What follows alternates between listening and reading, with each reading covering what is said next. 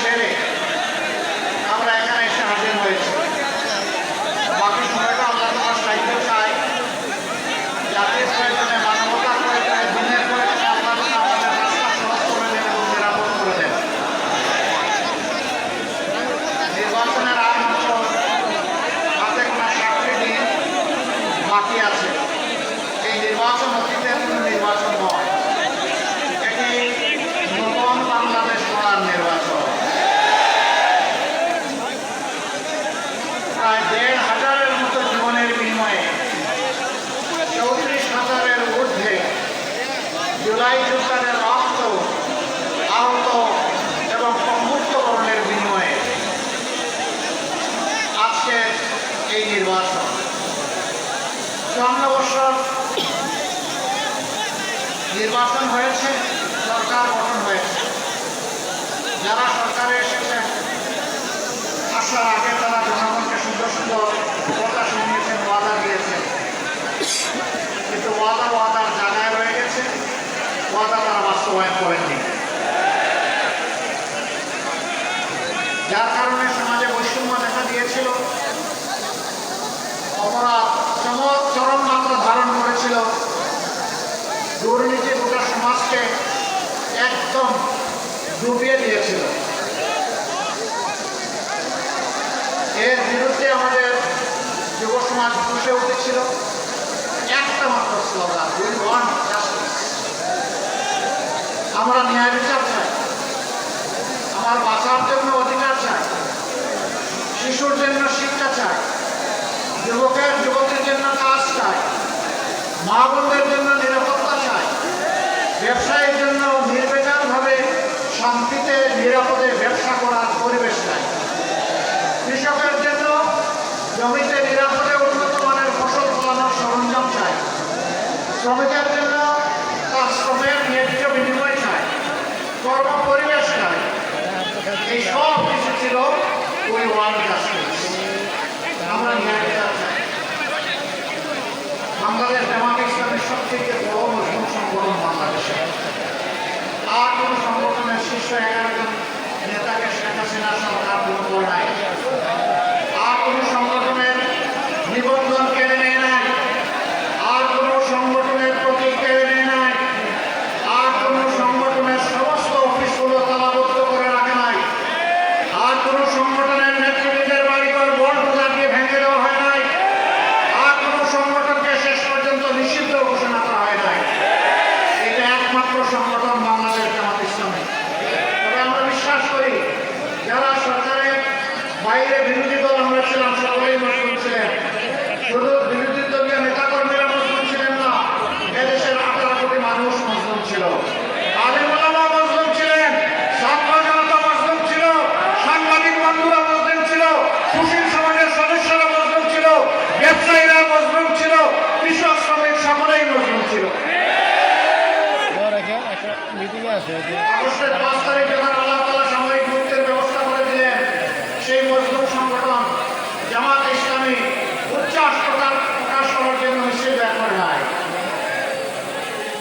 নির্বাচন দাবি করে নাই, কারো কাছ থেকে প্রতিশোধ নেওয়ার ঘোষণা দেয় নাই, হাজার হাজার মামলা বাণিজ্য করে মানুষকে হয়রানি করার সিদ্ধান্ত নেয় নাই, বরঞ্চ আল্লাহ তাআলার শুকরিয়া আদায় করার জন্য সিদ্ধান্ত করেছে যে আল্লাহ তাআলা জগদ্দল পাথর আর প্রেসিডেন্টের হাত থেকে বাংলাদেশকে মুক্ত করে দিয়েছেন। আলহামদুলিল্লাহ। আমরা সে রাতেই ঘোষণা করেছিলাম কারো উপর থেকে আমরা প্রতিশোধ নেব না। এই জাতির সাক্ষী 18 কোটি মানুষ সাক্ষী, একটা মানুষের উপর থেকে আমরা প্রতিশোধ নেই না।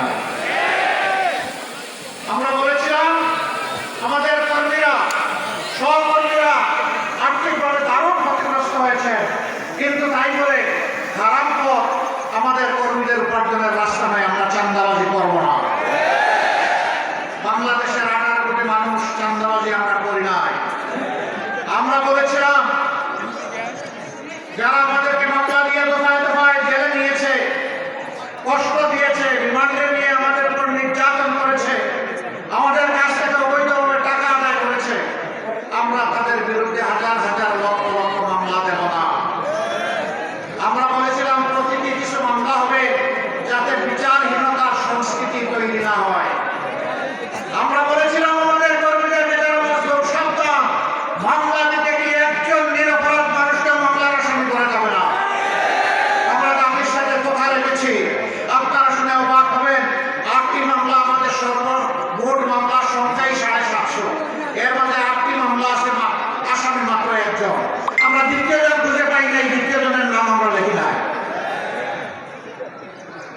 শুধু তাই না, 5 তারিখের পর 6 তারিখ বাংলাদেশে আমাদের সামনে এখন যে ভাইয়েরা দেশের আইন শৃঙ্খলা পরিস্থিতিকে সামাল দিচ্ছেন, সঙ্গত কারণেই সেদিন তারা ছিলেন না। 5, 6, 7, 8 এই 4 দিন ছিলেন না।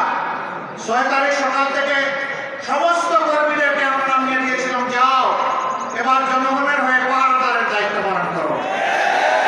সবগুলা উপাসনালয়, সকল ধর্মের মসজিদ সহ ভালনারেবল হাউসেস, ঝুঁকিপূর্ণ বাড়িগুলো, ব্যবসা প্রতিষ্ঠানগুলো, মানুষগুলো যেই সাহায্য চাইবে তাকেই পাহারা বসাও, তারই পাহারা দাও।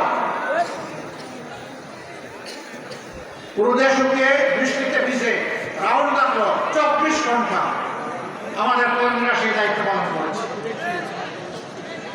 এরপরে শহীদ পরিবারের পাশে দাঁড়ানোর চেষ্টা করেছে, আহত বন্ধুদের পাশে দাঁড়িয়েছে, বন্যা এসেছে, ঝাঁপায় পড়েছে। আমরা সিজনাল পলিটিশিয়ান না, আমরা বসন্তের কুকিল না, যে যখন নির্বাচন আসবে তখন এসে নতুন রং ধারণ করে সুন্দর সুন্দর কথা নিয়ে আমরা হাজির হব না, আমরা তাই না। আপনারা সাক্ষী, 15.5 বছর আমাদের উপরে এত জুলুম হওয়ার পরেও আমরা এই দিনের জন্য জনগণকে ছেড়ে কোথাও আমরা যাইনি। এই মাটি কামড় দিয়ে আমরা ছিলাম, আল্লাহ আমাদেরকে এখানে রেখেছিলেন। দফায় দফায় জেলে গিয়েছি, ঘর বাড়ি ছাড়া হয়েছে, অফিসে ঢুকতে পারি না, কিন্তু বাংলাদেশে ছিলাম আলহামদুলিল্লাহ। এখন আল্লাহ রেখেছেন, ইনশাআল্লাহ ভবিষ্যতে সুদিন দুর্দিন কি আসলে আল্লাহ ভালো জানেন। কথা দিচ্ছি, বাংলাদেশ ছেড়ে কোথাও যাবো না ইনশাআল্লাহ। আছি, থাকবো, আপনাদের সুখেও থাকবো, ইনশাআল্লাহ দুঃখেও থাকবো। আমরা এখন একটা মানবিক বাংলাদেশ গড়ার স্বপ্ন দেখছি। এই স্বপ্ন কার? এটা আমার না, এটা জুলাই আন্দোলনের যুদ্ধে তারা যে দেশটা দেখতে চেয়েছিল, আমরা সেই দেশটা গড়ার জন্য শপথ নিয়েছি। আপনারা আমাদের সাথে ইনশাআল্লাহ থাকবেন, থাকবেন ইনশাআল্লাহ। আলহামদুলিল্লাহ, থেকে 12 তারিখের টার্নিং পয়েন্টে জাতির বাক বদলে দেওয়ার জায়গায় ঐতিহাসিক দায়িত্ব আমাদেরকে পালন করতে হবে ইনশাআল্লাহ। জুলাই যুবকেরা, তোমাদের কি শক্তি নিঃশেষ হয়ে গিয়েছে? এখনো সজাগ আছো? বল আছে? একটা সুষ্ঠু নির্বাচন এই জাতি আগামী 12 তারিখ আদায় করে ছাড়বে ইনশাআল্লাহ। আমি বিভিন্ন জায়গায় শুনতে পাচ্ছি, যারা আমাদের মতো মজদুর ছিলেন 15.5 বছর, তারা এখন ভিন্ন ভূমিকায় অবতীর্ণ হয়েছেন, মানুষকে কষ্ট দিচ্ছেন, চাঁদাবাজি করছেন, দুর্নীতি করছেন, মামলা বাণিজ্য, দখল বাণিজ্য করছেন। শুধু তাই না, এখন নির্বাচন সামনে রেখে সম্ভাব্য নির্বাচনী এজেন্টদেরকে ঘরে ঘুরে নিয়ে নাকি তারা হুমকি দিচ্ছেন। ভুলে যা, সেদিনের খবর রচনা হয়ে গেছে। আমার ভোট আমি দিব, তোমারটাও আমি দিব, এই দিন এখন আর নাই। আপনার ভোট আপনি দিবেন, আমারটা আমি দেব ইনশাআল্লাহ। আপনার পছন্দ মতো আপনার ভোট দেন, 18 কোটি মানুষ তাদের পছন্দ মতো তাদের ভোট দেবে। এখানে আবার গায়ের শক্তি, কালো টাকা, ইঞ্জিনিয়ারিং এবং ম্যানুয়ালিং কিছুই মানা হবে না। যে যুবকরা খালি হাতে ভোট ছিটিয়ে মুক্তি আনতে পেরেছে, সেই যুবকরা 12 তারিখও বিজয় লাভ করবে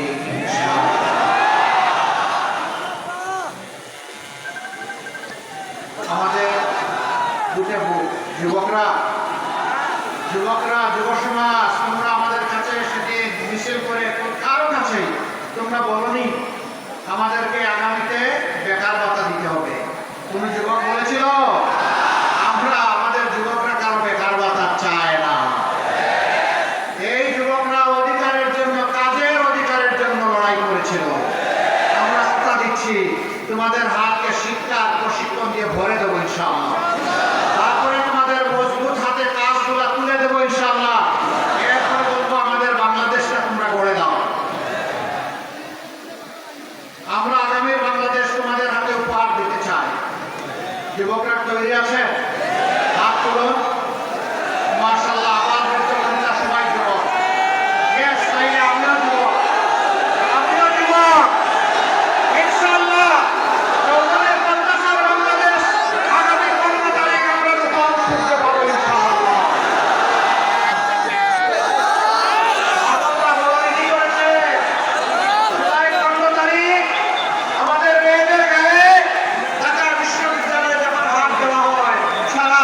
দেশে আগুন জ্বলে উঠেছিল।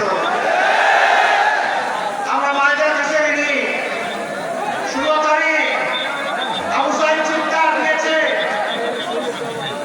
উত্তরবঙ্গে দাঁড়িয়ে, আমার অধিকার আমাকে দে, না হয় আমাকে একটা গুলি দে।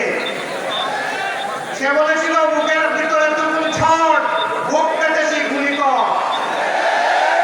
জাতির জন্য বুকে গুলি লুকে নিয়েছে, পিঠে নেয় না, কারণ সে বীর সন্তান।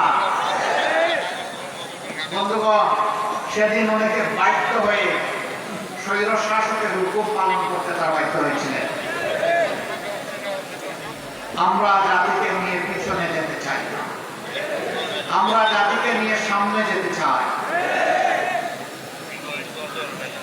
আমরা এমন একটি বাংলাদেশ চাই যে বাংলাদেশের শিশুটি উপযুক্ত শিক্ষা পাবে, উপযুক্ত নাগরিক হিসাবে সুস্থ হয়ে বড় হওয়ার জন্য স্বাস্থ্যসেবা, নিরাপদ রাস্তা পাবে, নিরাপদ শিক্ষা প্রতিষ্ঠান পাবে।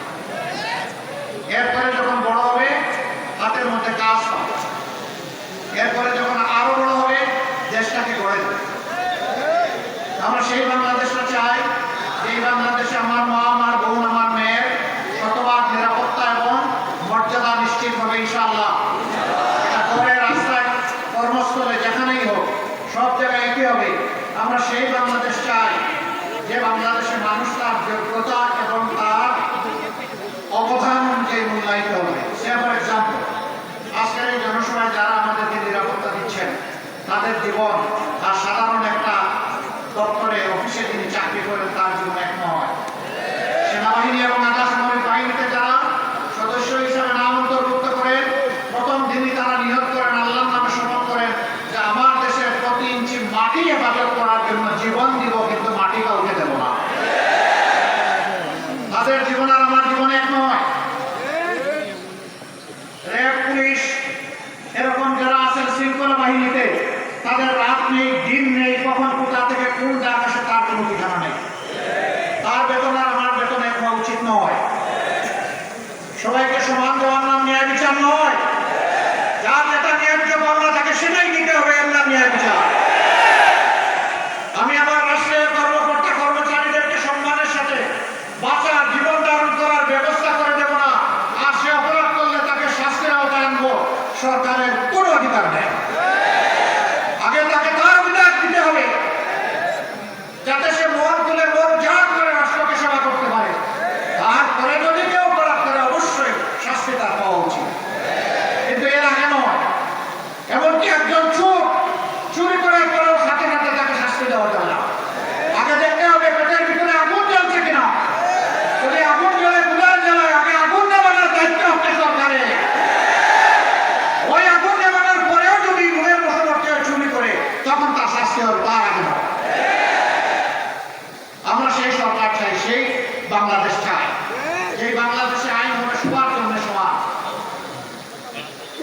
যে দেশে একজন সাধারণ মানুষ অপরাধ করলে নির্দিষ্ট অপরাধের জন্য তার যে নির্দিষ্ট শাস্তি হবে, দেশের প্রেসিডেন্ট, প্রধানমন্ত্রী একই অপরাধ করলে তাদের কেউ ছাড় দিয়ে কথা বলা হবে না। একই বিচারের মুখোমুখি হতে হবে। বিচারের নামে কোনো ইম্পিউনিটি নাই, দায় মুক্তি নাই। এ বিচার মেনে নিতে হবে। এই সামাজিক ন্যায় বিচার যখন কায়েম হবে, বাংলাদেশ ইনশাআল্লাহ রকেট গতিতে সামনের দিকে এগিয়ে যাবে। আপনাদের সকলকে ধন্যবাদ। দুটি ভোট আজকে আপনাদের কাছে চাই। জুলাই যোদ্ধাদেরকে সম্মান করার জন্য, তাদের আকাঙ্ক্ষা বাস্তবায়নের জন্য গণভোট। গণভোটে কি বলবেন আপনারা? না মানে আজাদি, না মানে গুলামি। আজাদি না গুলামি, আজাদি না গুলামি। ইনশাআল্লাহ সারা টাঙ্গাইল বাসীকে নিয়েই আমরা হা ভোট দেবো এবং হায় বুঝে দেবো ইনশাআল্লাহ। এরপরের ভোটটি ওই আকাঙ্ক্ষা বাস্তবায়নে যারা নিরলস কাজ করবে, দায়িত্বশীলতার সাথে, সততার সাথে, আল্লাহকে ভয় করে, প্রত্যেকটি নাগরিককে সম্মান এবং ভালোবেসে সেই সরকারটা আমরা গড়ে তুলে দিতে বদ্ধপরিকর। এই জন্য 11টা দল আমরা নিজ নিজ মার্কা নিয়ে সব জায়গায় নির্বাচনে অবতীর্ণ হয়েছি। তবে এক জায়গায় 2 মার্কা নয়, একটা। যে মার্কা থাকবে বাকি 10 দল তার পাশে দাঁড়িয়ে যাবে ইনশাআল্লাহ। এখন আমি মার্কাগুলো আপনার আসনে আমাদের প্রার্থীদের হাতে তুলে দিচ্ছি এক এক করে। টাঙ্গাইল 1 আসন, মধুপুর ধানবাড়ি এই আসনে আমরা বাংলাদেশ জামাতে ইসলামী মনোনীত এবং 11 দল সমর্থিত প্রার্থী হিসাবে বিশিষ্ট চিকিৎসক জনাব ডক্টর আব্দুল্লাহ কাফি তাদেরকে ইসলামের প্রতি দাঁড়িপাল্লা তুলে দিলাম। জাতির ভার গ্রহণ করতে হবে আরো শক্ত। দোয়া করবে শেষ সাথে সবাইকে নিয়ে দেবো ইনশাআল্লাহ।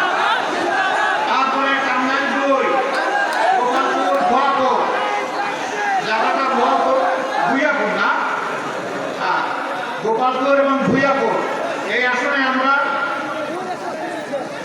ইনসাফের প্রতি দাঁড়িপাল্লা তুলে দিচ্ছি বাংলাদেশ জামাতে ইসলামীর জেলা সেক্রেটারি টাঙ্গাইলে জনাব হুমায়ুন কবির শক্ত করে ধরে আরো শক্ত ইনশাআল্লাহ। এরপরে প্রধান হবে ইনশাআল্লাহ তৈরি হন। তারপরে টাঙ্গাইল ঢাকায় আব্দুর